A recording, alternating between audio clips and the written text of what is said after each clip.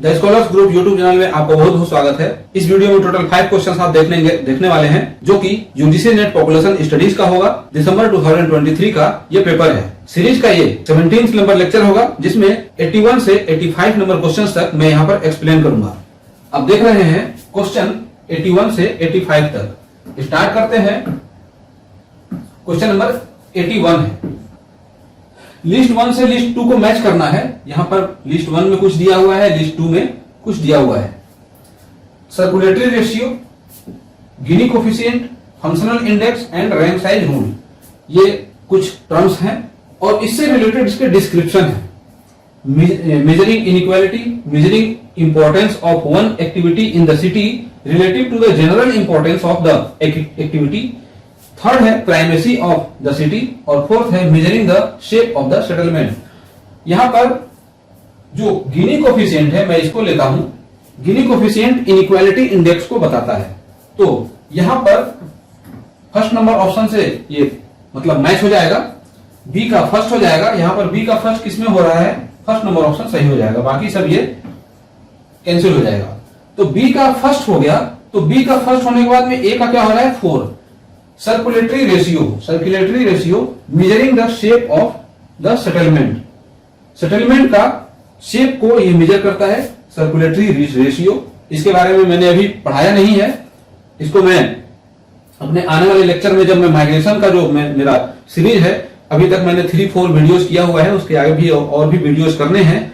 उसमें इन सभी टर्म्स को मैं लेकर आऊंगा और आपको ऐसे मतलब एक ही लेक्चर में उसको कंप्लीट कर दूंगा कि इस तरीके का जो क्वेश्चन आता है वो आपका छूटेगा नहीं, आपका कॉन्सेप्ट क्लियर हो जाएगा। हालांकि ये जो गिनी कोफिशिएंट है, ये जो गिनी कोफिशिएंट, इस गिनी कोफिशिएंट से रिलेटेड मैंने लेक्चर तैयार करके इसमें अपलोड किया हुआ है। आप मेरे पुराने वीडियोस को देखेंगे, उसका लिंक मैं यहाँ पर अपलोड कर दूंगा, डाल दूंगा। उस लिंक से आप गिनी कोफिशिएंट और उसके रिलेटेड और भी जो कर्व्स बनते हैं, उस कर्व को आप समझ सकते हैं, उसके कॉन्सेप्ट को देख सकते हैं।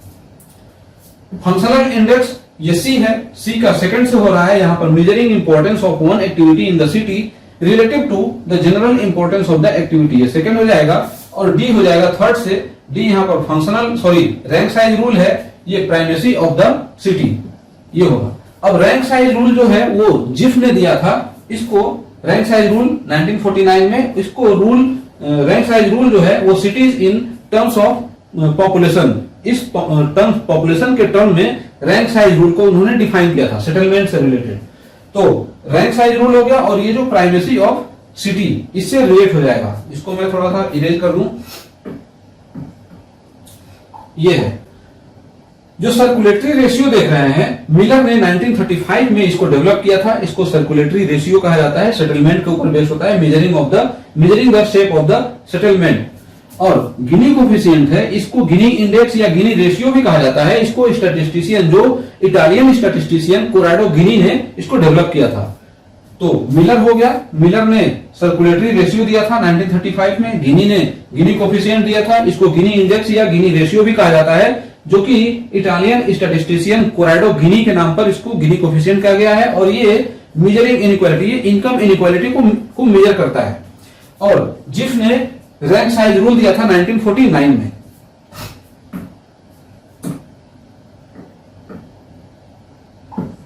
Number, which among the following is not a micronutrient deficiency under RMNCHA programme. अब RMNCHA प्रोग्राम है, इसमें से जो नए लोग होंगे उनको तो समझ में नहीं आ रहा होगा कि ये प्रोग्राम क्या है। एक्चुअली में reproductive, maternal, newborn, child health and adolescent, इसका ये फुल फॉर्म होता है। एक्चुअली में ये RMNCH+A होता है, बट अभी के टर्म में जो आप PIB रिपोर्ट RMNCH से रिलेटेड सर्च करेंगे तो इसका नाम कुछ आपको ऐसे देखने को मिलेगा, RMNCH+N,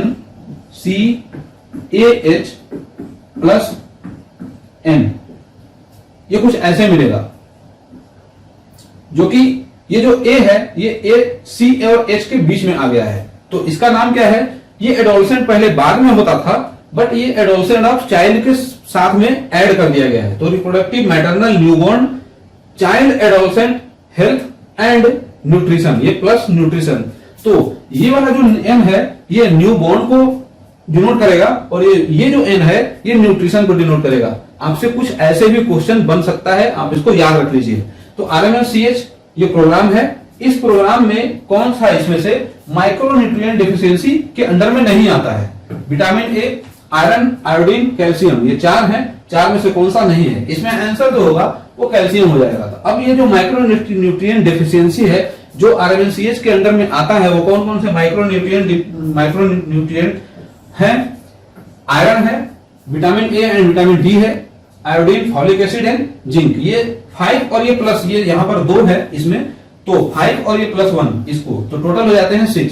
तो 6 ऐसे हैं जो कि माइक्रोन्यूट्रिएंट हैं, जो कि RMNCH के अंडर में आते हैं। जो कैल्शियम है वो भी आता है, बट वो एक प्राइमरी रोल प्ले नहीं करता है, इसलिए इस RMNCH के अंडर में ये कैल्शियम को नहीं रखा गया है, जो कि माइक्रोन्यूट्रिएंट नहीं है। तो इसलिए micronutrient is also an essential calcium is also an essential micronutrient but it is not typically considered a deficiency under RMNCH program। तो यहां से आप ऐसे याद रख लीजिए कि ये जो RMNCH प्रोग्राम है इसका full form reproductive maternal newborn, फिलहाल इसका newborn child health and adolescent अभी इसका नाम है। इसका नाम कुछ ऐसे रिप्लेस कर दिया गया है, RMNCAH प्लस N हो गया है। तो reproductive maternal newborn child adolescent health and plus का मतलब एंड न्यूट्रिशन। तो इसका नाम इस तरीके से हो गया है। पहले ये RMNCH प्लस ए होता था, बट अब ये RMNCAH प्लस N हो गया है, तो ऐसे नाम होगा। और इसके अंडर में ये कुछ ऐसे आते हैं। The RMNCH programme focuses on improving health outcomes for women, children and adolescent. इन 3 ग्रुप के लिए RMNCH प्रोग्राम मतलब लागू किया गया था, ये फोकस करता है इस पे। तो यहां पर आपका यहां से जो आंसर होगा वो कैल्शियम हो जाएगा, जो कि माइक्रोन्यूट्रिएंट डेफिशिएंसी के अंडर में ये जो नहीं आता है। 83 number, arrange the research activities mentioned below from beginning to end. ये एक रिसर्च एक्टिविटी है जिसमें डेटा कलेक्शन से रिलेटेड से लेकर के रिपोर्ट राइटिंग, एनालिसिस तक का जो भी है प्रोसेस लिखा होता है। उसमें से जो 5 प्रोसेस यहाँ पर स्टेप लिखे हुए हैं, इन स्टेप को हायरार्किकल लेवल में अरेंज करना है फ्रॉम बिगिनिंग टू एंड। अब देखिए, आपको कोई भी एक्टिविटी करनी है, रिसर्च स्टडी करनी है, तो सबसे पहले आपको क्या करना होगा? Data collection. लेकिन डेटा कलेक्शन से भी पहले क्या करना होगा? क्वेश्चनर को प्रिपेयर करना होगा। अब क्वेश्चनर को आपने प्रिपेयर कर लिया, लेकिन क्वेश्चनर को प्रिपेयर करने के बाद जब डेटा कलेक्शन करने के लिए उतरेंगे, तो डेटा कलेक्शन करने से पहले भी एक प्रोसेस होता है जो कि एथिकल कंसिडरेशन कहते हैं, और वो होता है एथिकल क्लियरेंस, जिसमें रिस्पोंडेंट के साथ में एग्रीमेंट किया जाता है एक तरह से कि आप सर्वे में अगर पार्टिसिपेट कर सकते हैं तभी आप रिस्पॉन्स करिए, अदरवाइज यू आर फ्री। और उसमें यह भी बताया जाता है कि मतलब उनको ये एश्योर किया जाता है कि आप जो भी रिस्पॉन्स दोगे वो हमारे रिसर्च पर्पस के लिए यूज होगा, वो आपका जो रिस्पॉन्स होगा वो कॉन्फिडेंशियल होगा। तो दैट इज एथिकल क्लियरेंस। तो सबसे पहले हमारा जो किसी भी स्टडी में क्वेश्चनर प्रिपरेशन हो जाएगा, क्वेश्चनर प्रिपरेशन। अब क्वेश्चनर प्रिपरेशन करने के अलग अलग तरीके हो जाएंगे। आपके जो रिसर्च है, रिसर्च में जो ऑब्जेक्टिव है, उस ऑब्जेक्टिव के बेसिस पर ही इस पे क्वेश्चन सेट किए जाएंगे। वो क्वांटिटेटिव टाइप के क्वेश्चन होंगे या क्वालिटेटिव टाइप के क्वेश्चन होंगे या फिर मिक्स टाइप के होंगे, या कुछ इस तरीके का क्वेश्चन होगा जो कि फोकस्ड ग्रुप डिस्कशन के ऊपर बेस होगा। तो वो डिपेंड करता है। बट यहाँ पर जो किसी भी रिसर्च स्टडी के लिए सबसे पहले आपके पास क्या होना चाहिए? क्वेश्चनर प्रिपरेशन आपको करना है। क्वेश्चनर प्रिपेयर करते हैं, उस क्वेश्चनर में ही एथिकल क्लियरेंस आप लेकर के चलते हैं कि जो रिस्पोंडेंट होगा वो रिस्पोंडेंट से जब आप क्वेश्चन पूछेंगे वो रिस्पांस जो देगा वो कॉन्फिडेंशियल होगा। उसके रिस्पांस को आप सिर्फ और सिर्फ रिसर्च स्टडी के लिए यूज करेंगे, और उसके अलावा भी और भी चीजें होंगी, बट अभी फिलहाल इतने ही पे समझते हैं। एथिकल क्लियरेंस हो गया। जब इतनी चीजें दोनों हो गई तो आपने उससे कलेक्शन करना स्टार्ट कर दिया, डेटा कलेक्शन करना स्टार्ट कर दिया। डेटा कलेक्ट करके ले आए, उसकी स्क्रूटनी होगी, फिर डेटा का क्लीनिंग होगा। तो पहले स्क्रूटनी होती है, वो स्क्रूटनी वाला प्रोसेस यहाँ नहीं है, वो पेन पेपर पर ही हो जाता है। उसके बाद उसकी क्लीनिंग मतलब एंट्री भी होगी, एंट्री के बाद फिर इसकी क्लीनिंग होगी। तो वो 2 प्रोसेस नहीं है। उसके बाद का एक क्या है? डेटा कलेक्शन के बाद data cleaning and then analysis. तो आंसर आपका इसमें ऑप्शन जो होगा वो स्टेप क्या होगा? बी हो जाएगा। B, C, A, D and E. तो B, C, A, D, E second number option आपका यहां से सही हो जाता है। Now ethical clearance ensures that the research is conducted with integrity, confidentiality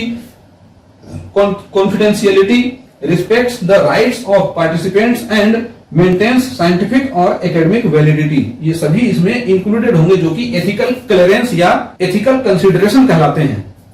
तो यहां से ये जो 5 जो ऑप्शन है उस 5 ऑप्शंस के स्टेप कुछ इस तरीके से होंगे। सेकंड नंबर ऑप्शन जो है यहां से सही हो जाएगा। Now 84 number, arrange the following data source chronologically by their year of inception from old to new। Old से न्यू की तरफ इसको अरेंज करना है। यहां पर सिर्फ ABCDE में NSS, NFHS, census, LASI and SRS ये दिया हुआ है। इसके इंसेप्शन के अकॉर्डिंग मैंने यहां पर ईयर मेंशन कर दिया है। अब देखते हैं, जो अब ऐसे भी आपको समझ में आएगा कि इन सभी में जो सबसे पहले यहां पर लिखा है ओल्ड टू न्यू, सबसे ओल्ड इसमें से कौन सा है? सेंसस। और आपको मालूम है कि जो सेंसस है वो 1872 में स्टार्ट हुआ था, मैंने यहां पर मेंशन कर दिया है। अब सी देखते हैं, सबसे पहले सेकंड में ही है, ये आंसर सही हो जाएगा, ये सभी कैंसिल हो जाएगा एलिमिनेशन मेथड से। तो ये अगर आपने एक भी पकड़ लिया तो आपका आंसर यहां से सही हो जाता है। सी हो गया। अब सी के बाद क्या है? ए है। सी के बाद सी है, सी के बाद ए है, और ए है एनएसएस, नेशनल सैंपल सर्वे, जो कि 1950 में स्टार्ट हुआ था। इसके बाद ये हो जाएगा। ई आता है, ई कौन सा है? एसआरएस, जो कि 64-65 में स्टार्ट हुआ था पायलट बेसिस पर, सैंपल रजिस्ट्रेशन सिस्टम। तो ई हो जाएगा। देन बी हो गया होगा एनएफएचएस। एनएफएचएस कब है? 92-93 में स्टार्ट हुआ था, फर्स्ट वाला राउंड। अभी तक 5 राउंड के रिपोर्ट पब्लिश हो चुके हैं, 6th राउंड चल रहा है। और लास्ट जो हो जाता है वो न्यू वाला सबसे, वो LASI, longitudinal ageing study in India. ये लासी सर्वे होता है जो कि स्टार्ट हुआ था फर्स्ट, ये वेव के अकॉर्डिंग है, वेव 1 वेव 2। तो वेव 1 ये स्टार्ट हुआ था 2017-18 में, और वेव 2 जो है वो 2024-25 में होगा। तो ये लासी सर्वे है 2017-18, और इसके अकॉर्डिंग ये जो आप ये जो है इसको आपने क्रोनोलॉजिकल ऑर्डर में अरेंज कर लिया, ओल्ड से न्यू। इसका आंसर सेकंड नंबर ऑप्शन यहां से सही हो गया। अब देखते हैं इसमें कुछ और है। जो एनएफएचएस है, एनएफएचएस को जो 5 राउंड जो हुए हैं वो, इसमें से पहला राउंड है वो एनएफएचएस 1 92-93 में हुआ था। सेकंड राउंड यहां पर मैंने मेंशन कर दिया है, आपको ये दिमाग में होने चाहिए पूरे कि फर्स्ट, सेकंड, थर्ड, फोर्थ, 5, अभी 6 चल रहा है, ये किस किस ईयर में कंडक्ट हुआ था, ये किसका रेफरेंस ईयर कौन कौन सा है। तो एनएफएचएस 1 है 92-93, एनएफएचएस 2 98-93, 3 है 2005-6, 4 है 2015-16, और 4 है और 5 है 2019-20। तो एनएफएचएस के ये राउंड है, आपको ये भी याद रहनी चाहिए। और यहां से ये जो क्वेश्चन है, इस क्वेश्चन का आंसर सेकंड नंबर ऑप्शन ये सही हो जाता है। CAEBD, CAEB and D। Now 85 number, which among the following are classified as the cause of death by the World Health Organization WHO। WHO के अकॉर्डिंग इसमें से कौन सा classified as the cause of death, cause of death के according classify किया गया है। तो कॉज ऑफ डेथ में क्या होता है? जो इंजरी हो गया, डिजीज हो गया, इनसे रिलेटेड जो भी आएंगे वो सभी कॉज ऑफ डेथ में आते हैं। तो कम्युनिकेबल डिजीज हो गया, इंजरी हो गया, और नॉन कम्युनिकेबल डिजीज हो गया। बट इसको नॉट क्लासिफाइड लिखा हुआ है, तो क्लासिफाइड तो होता ही है, तो ये वाला आंसर कट जाएगा यहां से। सीजनल डिजीज, सीजनल नहीं, सीजनल से कोई मतलब ही नहीं है, तो इसमें आंसर क्या होगा? 3 हो जाएगा, communicable disease, non communicable disease और इंजरी। ये तीनों, इन तीनों से जो भी डेथ होंगे, कॉज ऑफ डेथ जो वर्ल्ड हेल्थ ऑर्गेनाइजेशन के अंडर में आएंगे। तो यहां से A, B एंड C, ये थर्ड नंबर ऑप्शन सही हो जाएगा। तो ये टोटल आपने यहां पर 5 क्वेश्चंस देखा, जो कि सीरीज का ये 85 नंबर क्वेश्चंस तक था, 81 से 85। तो 17th नंबर लेक्चर था जिसको मैंने यहाँ पर एक्सप्लेन किया। तो मुझे उम्मीद है कि आपको ये पसंद आया होगा और आपने एक अच्छा सा नोट्स फुल एंटरटेनमेंट के साथ गेन किया होगा। तो बने रहिए मेरे साथ द स्कॉलर्स ग्रुप में, जिसमें मैं एक स्टैंडर्ड लेवल के वीडियो मटेरियल को लेकर आते रहता हूँ और आपको उससे बहुत ज्यादा हेल्प होता है। वीडियो आपको जरूर ही अच्छी लगी होगी, तो वीडियो को लाइक कर दीजिए, और अगर आप चैनल पर नए हैं तो चैनल को सब्सक्राइब कर दीजिए और अपने फ्रेंड्स के साथ शेयर भी कर दीजिए। कमेंट बॉक्स में कमेंट करके अपना आप फीडबैक दे सकते हैं। Thanks for watching.